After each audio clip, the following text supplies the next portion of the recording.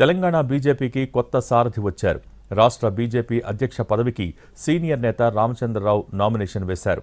2 సెట్లు దాఖలు చేశారు. రేపు అధికారికంగా రామచంద్రరావు పేరును తెలంగాణ రాష్ట్ర అధ్యక్షుడిగా ప్రకటించనున్నారు. తనకు అవకాశం ఇచ్చిన పార్టీ జాతీయ నాయకత్వానికి కృతజ్ఞతలు తెలియజేశారు రామచంద్రరావు. పార్టీ కార్యకర్తలు, నేతల సహకారంతో తెలంగాణలో బీజేపీని బలోపేతం చేస్తానన్నారు. బీఆర్ఎస్, కాంగ్రెస్ పార్టీలు ప్రజా విశ్వాసం కోల్పోయాయని, ప్రజల ఆకాంక్షలు నెరవేర్చేలా బీజేపీని అధికారంలోకి తీసుకువచ్చేందుకు అందరినీ కలుపుకుని ముందుకు వెళ్తానన్నారు రామచంద్రరావు. అందరూ మన మిత్రులే, అందరూ ఒక సిద్ధాంతం మీద నమ్మిన వాళ్ళే, అందరూ పార్టీలో పనిచేసే వాళ్ళమే, అందరూ మోదీ గారి నాయకత్వాన్ని మీద మనం నమ్మకం పెట్టుకునే వాళ్ళే. కాబట్టి ఎవరికి భేదాభిప్రాయాలు ఉన్నా కూడా అది కేవలం విధానాల గురించి ఉంటుంది. పార్టీ యొక్క పెరుగుదలలో వారి యొక్క ఆలోచన ఉంటుంది, కానీ వ్యక్తిగతమైనటువంటి ఒక భేదాభిప్రాయాలు ఏం లేవు. అయితే రామచంద్రరావుకు రాష్ట్ర అధ్యక్ష పదవి బాధ్యతలు అప్పగించడం తనను బాధించిందన్నారు రాజాసింగ్. తాను కూడా అధ్యక్ష పదవికి నామినేషన్ వేసేందుకు వెళ్తే అడ్డుకున్నారని అన్నారు. అందుకే బీజేపీకి రాజీనామా చేస్తున్నట్టు ప్రకటించారు.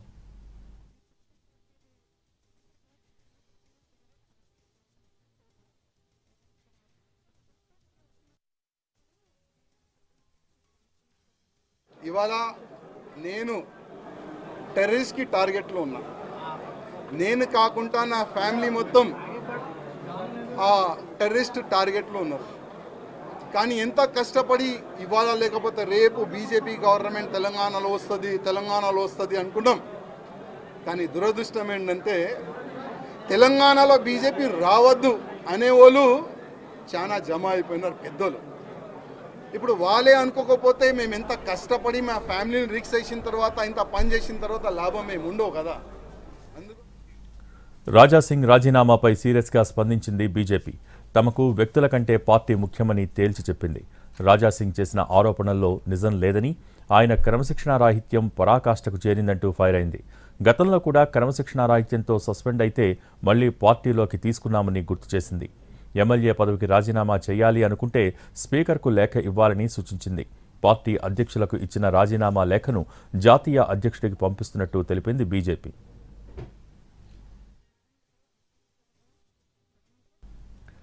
ఏపీ బీజేపీ అధ్యక్ష పదవికి మాజీ ఎమ్మెల్సీ మాధవ్ నామినేషన్ దాఖలు చేశారు. ఏపీ బీజేపీ కార్యాలయంలో 5 సెట్ల నామినేషన్ పత్రాలు సమర్పించారు. బీజేపీ రాష్ట్ర అధ్యక్ష పదవికి ఒక్కరే నామినేషన్ వేయాలని పార్టీ అధిష్టానం నిర్ణయించింది. దీంతో మాధవ్ ఒక్కరే నామినేషన్ వేయడంతో ఆయన ఎన్నిక లాంఛనం కానుంది. అయితే నామినేషన్ల పరిశీలన, ఉపసంహరణ ప్రక్రియకు 4 గంటల వరకు గడువు ఉండటంతో పార్టీకి కొత్త సారథిపై కాసేపట్లో ప్రకటన వెలువడే అవకాశం ఉంది. ఈ ఎన్నికకు అబ్జర్వర్గా కర్ణాటక ఎంపీ పిసి మోహన్, ఎన్నికల అధికారిగా రాజ్యసభ సభ్యులు పాక వెంకట సత్యనారాయణ వ్యవహరించారు. ఆవిడ బాగా మనకు కావాల్సిన ఆవిడ బుజ్జమ్మ అని పెద్ద ఆవిడ, ఓబీసీ మోర్చా ఉంది.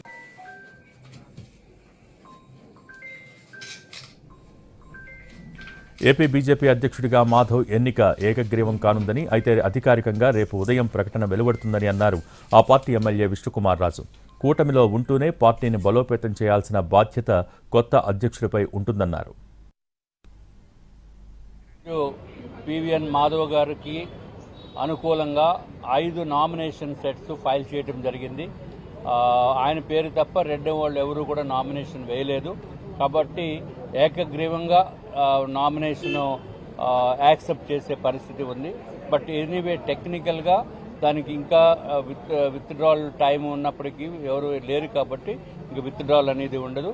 అట్లాగే స్క్రూటినీ చేయవలసిన అవసరం ఉంది. ఇప్పుడు స్క్రూటినీ జరుగుతుంది.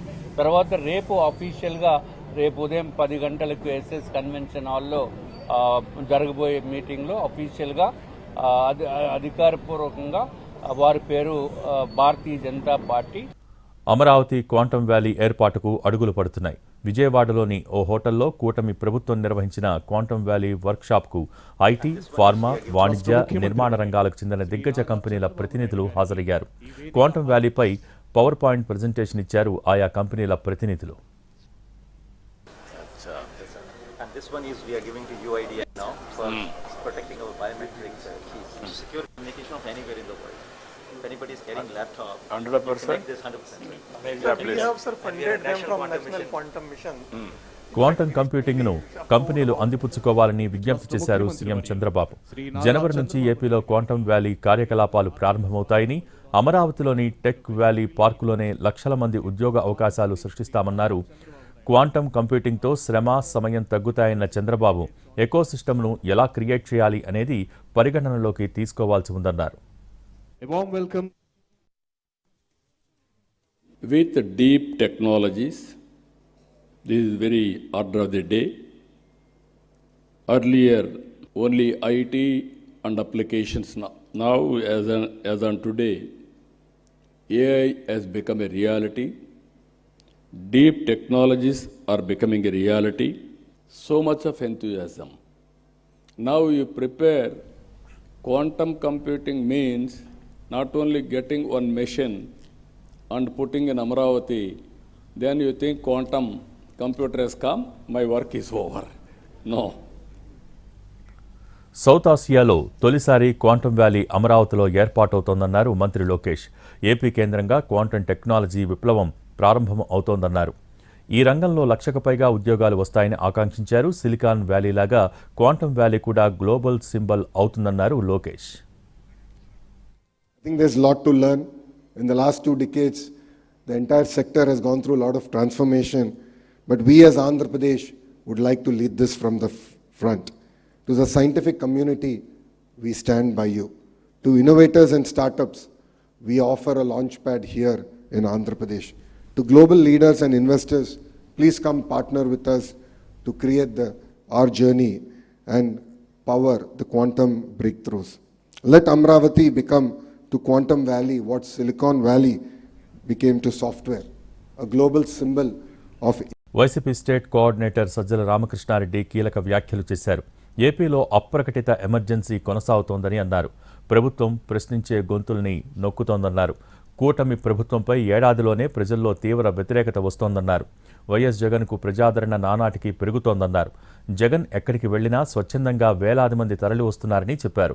అందుకే జగన్ పర్యటనల్ని అడ్డుకోవాలని కూటమి ప్రభుత్వం కుట్రలు చేస్తోందని సజ్జల రామకృష్ణారెడ్డి ఆరోపించారు. ఆంక్షలతో జగన్ పల్నాడు జిల్లా పర్యటన అడ్డుకోవాలని చూస్తే సాధ్యం కాలేదని అన్నారు.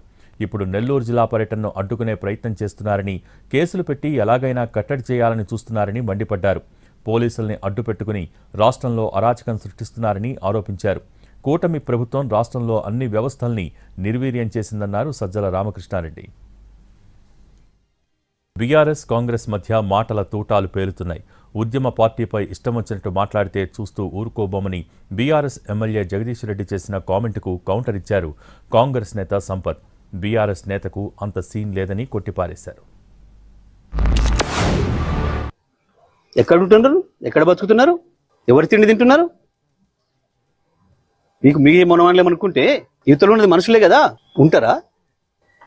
ఏ బలుపుతోని, ఏ అహంకారంతోని, ఎవరిని చూసుకొని ఈ ప్రేలాపన? జగదీష్ రెడ్డిది హైటే తక్కువ కాదు, మైండ్ కూడా తక్కువ. ఆయనకున్న సామాజిక పరిజ్ఞానం ఇంకా తక్కువ,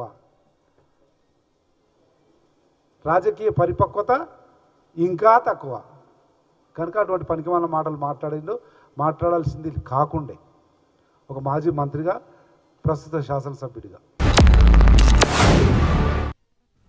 వచ్చే నెల 4న ఏఐసీసీ అధ్యక్షుడు ఖర్గే హైదరాబాద్లో పర్యటిస్తారు. గ్రామస్థాయి కాంగ్రెస్ పార్టీ అధ్యక్షులతో పాటు మండల, జిల్లా, రాష్ట్ర కార్యవర్గాలతో జరిగే సమ్మేళనంలో పాల్గొంటారు. ఎల్బీ స్టేడియంలో జరిగే సభ ఏర్పాట్లను పీసీసీ చీఫ్ మహేష్ కుమార్ గౌడ్, మంత్రులు పొన్నం ప్రభాకర్, వాకటి శ్రీహరి, ముఖ్యమంత్రి సలహాదారు వేం నరేందర్ రెడ్డి, ఎంపీ అనిల్ కుమార్ యాదవ్ పరిశీలించారు. సభకు వచ్చేవారికి ఎలాంటి ఇబ్బందులు లేకుండా చూడాలని సూచనలు చేశారు. స్టేజ్, వీఐపీ ఎంట్రన్స్, పార్కింగ్ ఏర్పాట్లను పీసీసీ చీఫ్, మంత్రులు, సీనియర్ నేతలు పరిశీలించారు.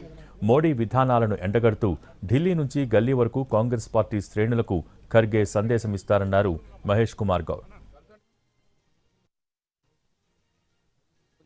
గ్రామం వరకు కాంగ్రెస్ సందేశం పోవాలని యావత్ దేశవ్యాప్తంగా మల్లికార్జున్ ఖర్గే గారు గ్రామ కమిటీ అధ్యక్షుల్ని సంబోధించే కార్యక్రమాన్ని పెట్టుకున్నారు. దాంట్లో భాగంగా హైదరాబాద్ లాల్బాగ్ స్టేడియంలో 3 గంటలకు జరిగే గ్రామ కమిటీ కాంగ్రెస్ అధ్యక్షులు, మండల కాంగ్రెస్ కమిటీ అధ్యక్షులు, జిల్లా కార్యవర్గము, రాష్ట్ర కార్యవర్గము, ఎమ్మెల్యేలు, ఎమ్మెల్సీలు, ఎంపీలు, అనుబంధ సంఘాల నాయకులు అందరూ కూడా దాదాపుగా 20 నుంచి 25 వేలు డెలిగేట్స్ పాల్గొనే ఈ సమావేశం జూన్ 4న 3 గంటలకు ఉంటుంది. ఐఏఎస్ అధికారి అరవింద్ కుమార్, మరో అధికారి శివ బాలకృష్ణలపై మరో అవినీతి కేసు నమోదైంది. అరవింద్ కుమార్ గతంలో హెచ్ఎండిఏ కమిషనర్గా పనిచేశారు.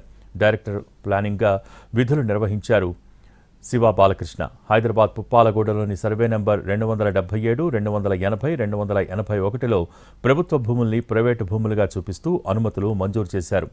డిఎస్ఆర్ ఎస్ఎస్ఐ అనే సంస్థకు హైరైజ్ అనుమతులు ఇవ్వటం ద్వారా వేల కోట్ల కుంభకోణానికి పాల్పడ్డారని తెలంగాణ లోకాయుక్త కార్యాలయంలో ఫిర్యాదు నమోదైంది. లాయర్ ఇమ్మనేని రామారావు ఇచ్చిన ఫిర్యాదుతో తెలంగాణ లోకాయుక్త కేసు నమోదు చేసింది.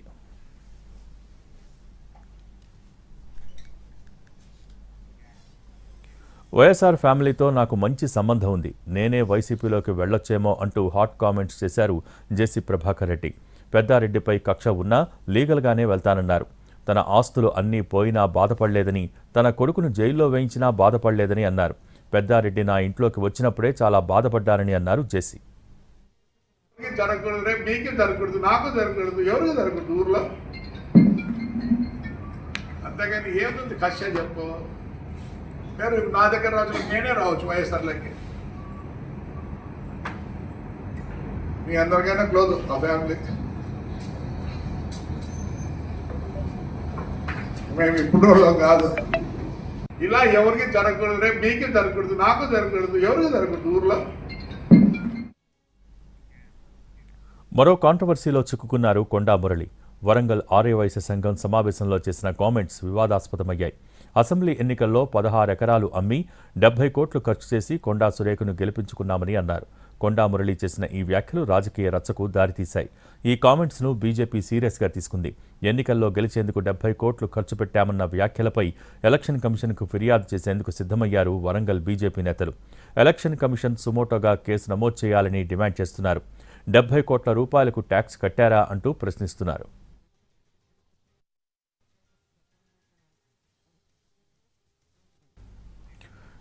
కర్ణాటకలో ముఖ్యమంత్రి మార్పు ఖాయమా? సిద్ధరామయ్యను తప్పించి ఆయన స్థానంలో డిప్యూటీ సీఎం డీకే శివకుమార్కు సీఎం పదవి కట్టబెడతారా? త్వరలోనే డీకే శివకుమార్ ముఖ్యమంత్రిగా ప్రమాణం చేస్తారంటూ జోరుగా ప్రచారం జరుగుతోంది. పార్టీకి చెందిన పలువురు సీనియర్ నేతలు సైతం ముఖ్యమంత్రి మార్పు తథ్యమంటూ ప్రకటనలు చేస్తున్నారు. మరో 2-3 నెలల్లో డీకే శివకుమార్ సీఎం పదవి చేపట్టడం ఖాయమని ఎమ్మెల్యే ఇక్బాల్ హుస్సేన్ చెప్పారు. రాష్ట్రంలో కాంగ్రెస్ అధికారంలోకి రావటానికి ఎవరు కృషి చేశారో అందరికీ తెలుసని, ప్రస్తుతం పార్టీ అధిష్టానం శివకుమార్ గురించే మాట్లాడుతోందని అన్నారు. సెప్టెంబర్ తర్వాత రాష్ట్ర రాజకీయాల్లో పెను మార్పులు జరుగుతాయన్నారు.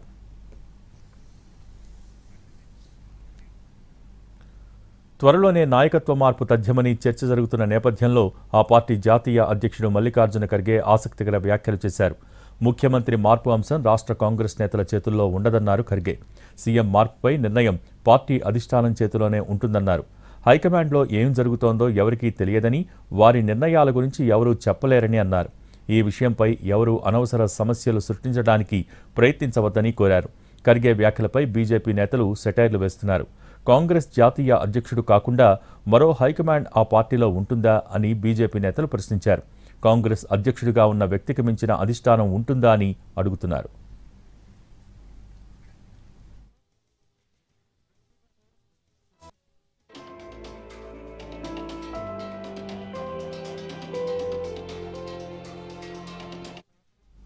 సౌత్ కోల్కతా లా కాలేజీలో విద్యార్థినిపై జరిగిన సామూహిక అత్యాచారం కేసులో దర్యాప్తు ముమ్మరం చేశారు పోలీసులు.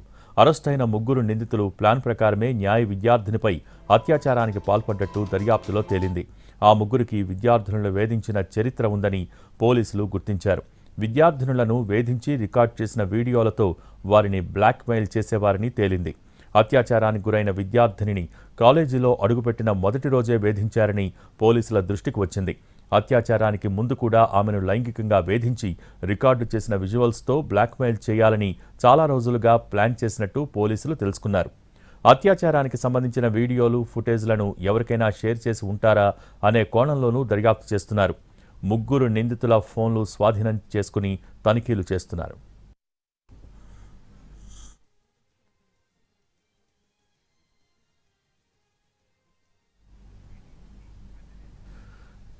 న్యాయ విద్యార్థినిపై అత్యాచార ఘటన బెంగాల్ను కుదిపేస్తోంది. బీజేపీ హైకమాండ్ ఏర్పాటు చేసిన నిజ నిర్ధారణ కమిటీ కాలేజీని సందర్శించింది. కేంద్ర మాజీ మంత్రులు సత్పాల్ సింగ్, మీనాక్షి లేఖి, త్రిపుర మాజీ సీఎం బిప్లబ్ కుమార్ దేబ్, రాజ్యసభ ఎంపీ మనన్ కుమార్ మిశ్రాలు ఈ కమిటీలో సభ్యులుగా ఉన్నారు. మరోవైపు బెంగాల్ బీజేపీ అధ్యక్షుడు సుకాంత మజుందార్, ఎమ్మెల్యే అగ్నిమిత్రా పాల్ కూడా రావడంతో బీజేపీ కార్యకర్తలు భారీగా లా కాలేజ్ దగ్గరకు తరలివచ్చారు. వారిని పోలీసులు అడ్డుకున్నారు. బ్యారికేడ్లు పెట్టి ఎవరూ కాలేజీ లోపలికి వెళ్లకుండా అడ్డుకున్నారు. బెంగాల్లో అత్యాచారాలు ఓ ఇన్సిడెంట్లా కాకుండా ప్యాటర్న్లా మారిపోయాయని బీజేపీ నేతలు విమర్శించారు. మహిళా ముఖ్యమంత్రి ఉన్నప్పటికీ రాష్ట్రంలో మహిళలపై అత్యాచారాలు ఆగటం లేదన్నారు. చాలా కేసుల్లో ఎఫ్ఐఆర్లు కూడా రిజిస్టర్ కాలేదని ఆరోపించారు.